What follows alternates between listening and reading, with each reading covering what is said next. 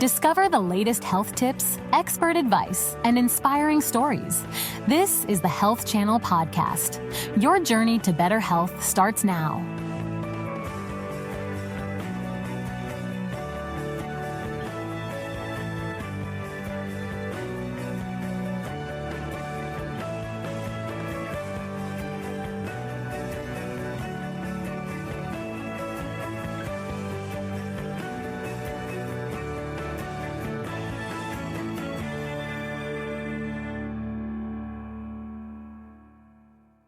As if raising kids isn't hard enough with cuts and bruises, vaccines, sick visits, we also have to think about the social aspect of raising our children, whether it's fights at home, sibling rivalry, or even bullying at school, and even worse, your child being the bully. There's so much to address and so many red flags to look for, and I'm going to walk you through that on this next episode. We're going to talk about the red flags to look out for, how to prevent bullying at home and at school, and most importantly, how to transition into a normal sibling relationship at home on this next episode of Ask the Doc, No Appointment Needed. Hi, I'm Dr. Scarlet Constant, board-certified pediatrician and founder of Constant Care Pediatrics. Welcome to Ask the Doc, No Appointment Needed, a show where we encourage you to send in your questions so that I can answer them in real time. On this episode, we're going to discuss sibling rivalry and bullying in and out of the home. It looks like we have a question coming in now from our YouTube channel. This question is from Declan. Hi, Dr. Constant. We've been blessed with two really great kids, ages 6 and 4. They're young, but I hear my wife say, Caitlin's my rock about our daughter, and then our boy Bruno is very sensitive. I don't like this at all, but maybe I'm too sensitive. What do you think? So to answer your question, Declan, it is our natural instinct to compare. I'm not excusing it, and I don't think that's a good practice, but we all do it. We compare friends, we compare our children, we compare ourselves to other people. And as a parent, we really need to keep insight as to how that will affect our children. Because remember, they're still young, they're still developing, and they don't quite understand that maybe your comparison is not even offensive or hurtful. But because they're young and it's difficult to process, they might not see it that way. So I think it is important to keep in mind that your children are very different. And yes, while one might be very supportive and the other one might be more emotional or sensitive, those are two normal attributes, and it's okay. Neither of them are insults. Bringing it up and highlighting and showing the difference between the two kids could sometimes cause problems. And so a better way to highlight is to say, that one might be more independent and is supportive of me, while the other one gives me my emotional support and is the one that's going to give me a hug rather than call them sensitive. So I think if we can communicate better and explain what we mean and maybe shed a positive light on what we're discussing, that will really help your children. So if your children are different, that's fine. Highlighting the differences between your children is also fine. I think every child needs to know they're totally different from their sibling. They are viewed and perceived by their parents in different ways. That is fine. But if the difference means that one is better than the other, or we're keeping tabs on, or one is more important than the other, that's when we start to develop problems. And then we can even develop sibling rivalry. And sibling rivalry is something to keep in mind in the home. It is very serious. And while it is normal to have very baseline rivalry, where you compare to each other and you might argue about little things, if it does develop into something repetitive and negative and hurtful, then sibling rivalry can develop into a problem in the home. So I think it would be great to speak to your wife about what she's saying, what she's highlighting, and is she doing it in front of your children? If this is just a conversation she has with you, it's not that big of a deal. But if this is something that she's highlighting at home with the kids and stressing and conveying it as something as a positive versus a negative, then we might need to change our tune a little bit. Okay, we have another question coming in from the All Health TV app, and this is from Lucia. Hey, doctor, our two sons were born a couple years apart and argue over everything. Sometimes it gets physical. Should my husband and I intervene whenever our kids get into a disagreement? Or should we let them try and work it out? Lucia, I think it is very important as parents to let your children work out their arguments on their own. There's nothing worse than parents intervening, because when you intervene, ultimately you will pick a side. You might go in with the intention of not picking a side, but you will pick a side. And that's where the divide happens. They need to figure things out on their own, not only because you don't want to create a divide, but also because this is important in conflict resolution. How else do you learn how to resolve conflicts and arguments and issues with other people if you can't even do it at home with your own sibling? So I would really let them work it out on their own unless they come to you and they need help and they can't resolve the issue on their own, or it's far beyond their capabilities. That's when you want to come in objectively, of course. Yes, I see that it is getting physical, and that is a concern. It shouldn't be physical, but again, someone should be able to stop it. Maybe one person throws a punch, the other one shoves, and then they say, that's it, let's just stop, or we can't go further. If it's something that's escalating and you don't think it will be resolved on its own, of course, you must go in and intervene. Good luck with those two boys. Okay, we have another question coming in, and this is from Willow. Hello, Dr. Constant. We're expecting our second child in about a month, and we want to help our toddler adjust as well as he can to his new little sister. Any tips to make the transition as smooth as possible? Well, Willow, let me start by saying congratulations. It's so exciting when you're having another baby. It's such a beautiful gift to give your child a sibling. And of course, it's a beautiful gift to have another child altogether. In order to help your son at home, I would certainly start talking to him about the baby now while you're pregnant. I would have him talk to your belly, maybe address the baby by his or her name if you know the name already, and he can talk to the baby, use the baby's name, can plan things together, where the baby's going to sleep, just really prepare him for the arrival. The bedroom, the crib, exactly where they're going to be, what we're going to do, what the routine is going to look like, so that he not only is prepared for the arrival of this baby, but it is very important that you show your son where he fits in this picture. And what that means is that he now is going to have a role, and that role is not baby or just child in the house. There's a new role, because if you don't establish this role, he'll just feel displaced. So we need to talk about Big Brother, and that Big Brother's going to go to school, and when he comes home, he's going to help with baby or participate in the lunch, or baby's going to come pick him up from school. So we need to establish roles in the family and discuss them. We need to prepare him and walk him through what the home will look like with this new addition to the family. And I always advise books. Books are so incredible in preparing for this specific situation. There are books about mommy having a baby, or becoming Big Brother, becoming Big Sister. So these are all great books that we could read, and just read it every night. You could even have your child read it at night to your belly, to the new baby that's coming. And again, this normalizes the experience. It normalizes what is about to occur, and it helps him figure out exactly what his role will be in this dynamic. So it looks like we have another question coming in, and this question's from Pamela. My sister and her husband have two daughters, and lately I've noticed the parents often compare the two, encouraging the younger girl to be more like her older, more accomplished sister. From my perspective, this seems to be affecting little one's confidence and sense of self. How can I address this situation without overstepping? Well, Pamela, you're such a great aunt, and that's really wonderful that you're concerned and that you care and you somehow want to intervene. I think this is a very delicate situation, and I'll address it in two ways. The first part of the question really is, or to address it to the audience, this type of behavior with parents, when you want one to be like the other one.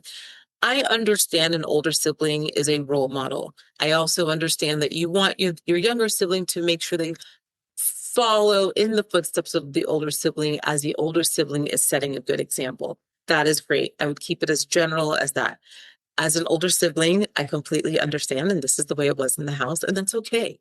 Now, if you are trying to compare the younger sibling apples to apples, and you want them to be just like their older sibling, just because the older sibling is great, That is a big problem. And now you're creating animosity and resentment between the two. And it's just not fair. Everybody is different. And the older sibling might be great in certain ways because they're a rule follower, or they get great grades, or they seem to be very ambitious or accomplished. But the younger sibling has to find their light.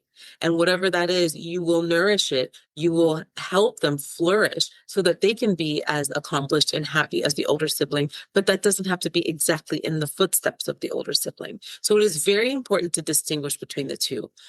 Having your older sibling as a role model, following their steps because they are setting the right example in general is great. But comparing them apples to apples and wanting one child to be like another is inappropriate, and it is harmful to both. Not only the younger sibling, but the older sibling as well. They should have their own identities, and you should appreciate them for their unique identities. Now, to answer your question about overstepping, I think that is a very sensitive topic, and I think it is very difficult to step in and almost, for lack of a better term, attack someone's parenting, especially if that's your sibling. I hope that's not your younger sibling, because then we're just circling back and going into the rivalry again. But if this is your sibling, I would maybe, in a specific situation, if your sister says something or compares them or says something to the likes of, I wish this one was more like the other one, but to you in a conversation, then you can address it, because in that conversation, you could say, I don't feel comfortable with this. You shouldn't compare them this way. But if you want to speak to her out of that context and really address something she did to her children, now you're attacking her parenting. And I really don't think that you guys want to go down that road. So I advise against it. I hope that this was helpful to you. Okay, so now we have another question coming in from Rowan. Dr. Constant, our first child has a physical challenge that takes up a lot of our time. We love him very much, and he's a very loving boy. We were blessed with a second child who doesn't have any physical challenges. She is very active, independent, and loving. My question is, how can we make sure our daughter gets enough of our attention and doesn't feel neglected? Well, Rowan, that's a great question, and it's great that you're already trying to be proactive and you're thinking about this because you're cognizant of the fact that your daughter does need you and needs your attention. And what I would say is that, in the home, I know that it is difficult because your son might even steal your attention away. If maybe you didn't even have that in mind, his behavior takes it away in a moment that you were trying to give it to your daughter.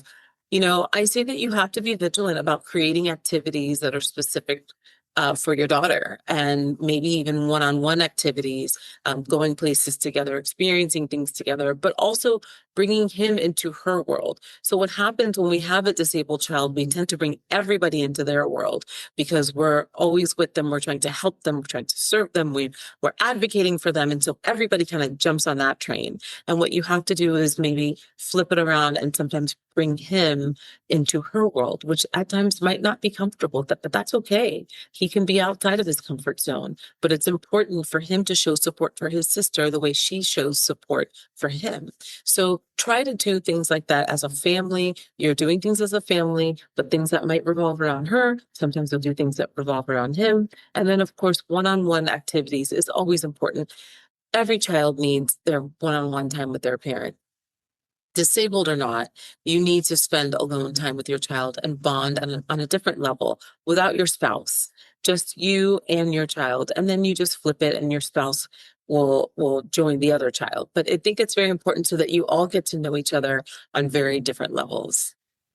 Good luck, Rowan. And again, I commend you for your proactive and your vigilance in making sure that your children are receiving the love and attention that they need from you. Okay, so we have another question coming in. Let's take a look. It's from Colton.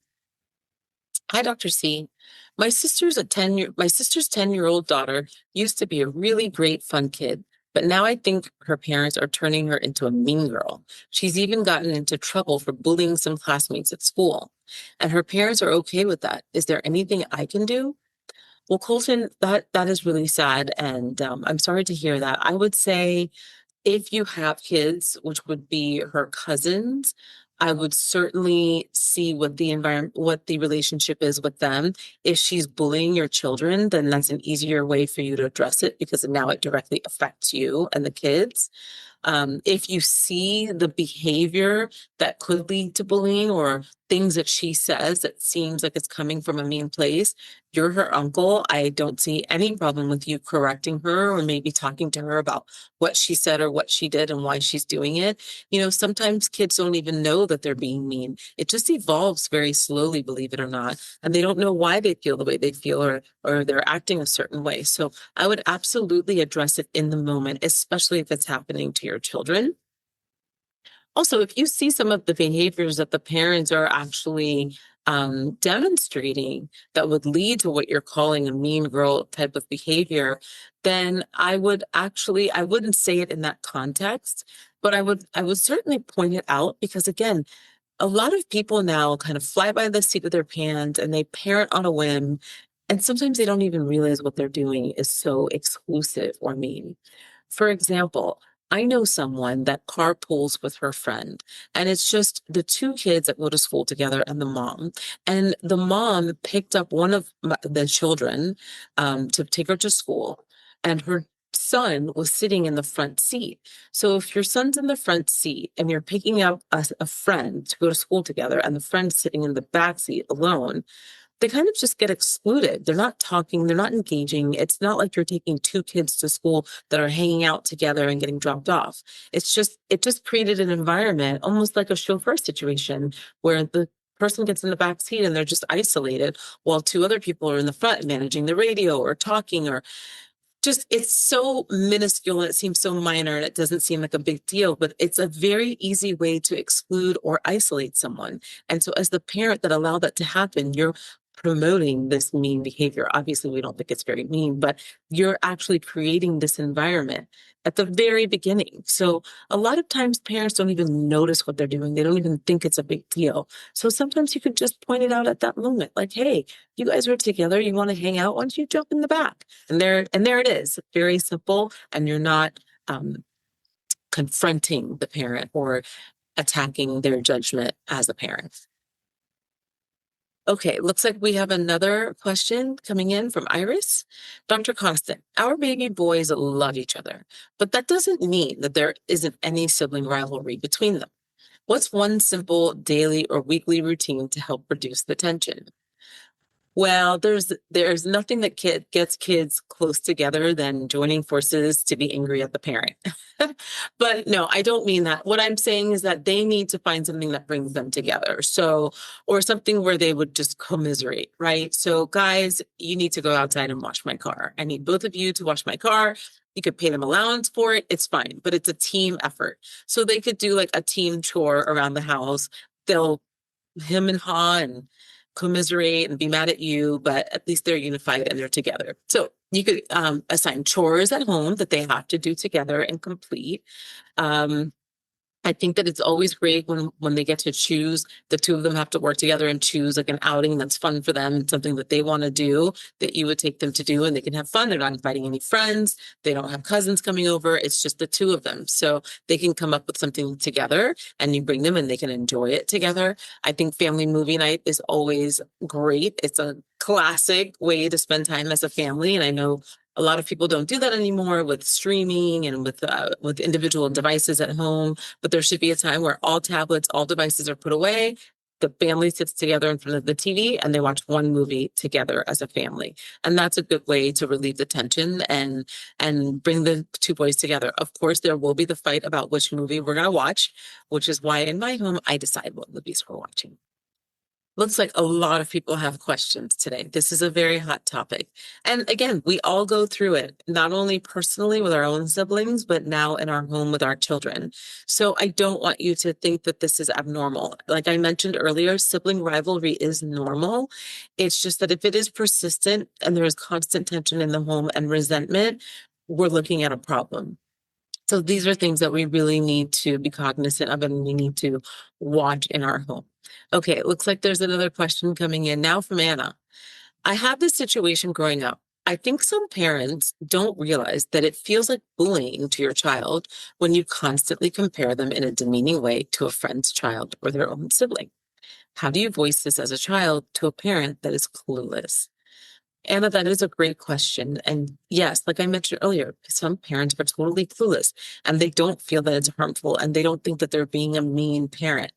As a child, it may be hard to voice this concern. It is very hard to stand up to a parent and tell them that you don't appreciate it. But a good way is just to tell the parent, I am not that person and I don't want to be that person. Can you be happy with who I am? Or, I am your daughter. Can you be happy with me? Are you proud of me? Maybe just highlighting that will show the parent, oh my goodness, I'm actually making my child think that I am not proud of them and I'm not happy with them. So maybe the child has to flip it around and just say like, what things about me do you like? What are you proud of? And explain to them, I don't like when you compare me to this person and I don't aspire to be this person. I'm happy with the way I am and I want to be myself. I think saying it in that way highlights that, I am my own person and we all should be. There's no way that you would ever want your child to change and behave like someone else's child. So that would be my advice if you know someone going through this, to talk to them about it, or if they need to speak to their other parent to help advocate for them and voice their concern on their behalf. That also might be an easier way to speak to their parent. Okay, I think we have another question coming in. Let's take a look. This is from Trey. Hi, doctor. What, if any, are some of the long-term mental health effects of sibling bullying? So sibling bullying is a little bit different from sibling rivalry. And sibling bullying would mean that we are constantly antagonizing, attacking, or even physically harming our sibling, which obviously can cause very long-term damage, not only emotionally, but also socially. This is a child that would be unable to resolve conflicts with their peers, that would probably show to have difficulty entering in relationships, whether they're friendship relationships or with a partner, intimate relationships.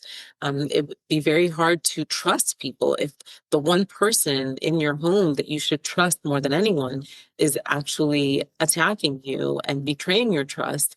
This is a person that will grow up with difficulty trusting others, establishing healthy relationships, and even being a good person themselves. So unfortunately, there are many long-term effects that are associated with sibling bullying. Sibling rivalry, if you'd like to talk, there are a couple things. I know that some people want to know what causes sibling rivalry. There are a few key points that might cause or lead to sibling rivalry. It's usually the two siblings or 3, 4, 5 are competing for parental attention. So as a parent, you have to know that you've got to eliminate that off the bat. You should give your attention to your children equally. It might be different forms of attention. I will not deny that. We give our attention in many different ways, but we need to give our children equal attention in order to prevent this. Secondly, unequal treatment or favoritism. This is what I meant when we're talking about intervening during an argument. You never want to pick a side or show preferential treatment. Individual development and personality, it just might be in the personality of that child. And then life changes or stress, and of course, the stages of childhood development. Those are things that will really affect rivalry between siblings. I hope that this was helpful. And if you have any questions, please send them in and we'll be sure to try to answer them next time. Thank you for joining. Thank you for listening to the Health Channel podcast. We hope this information has been useful. However, please remember that only your doctor can advise you about what is best for you. Do not start, modify, or suspend treatment based on anything you have heard on this podcast. Please join us again soon.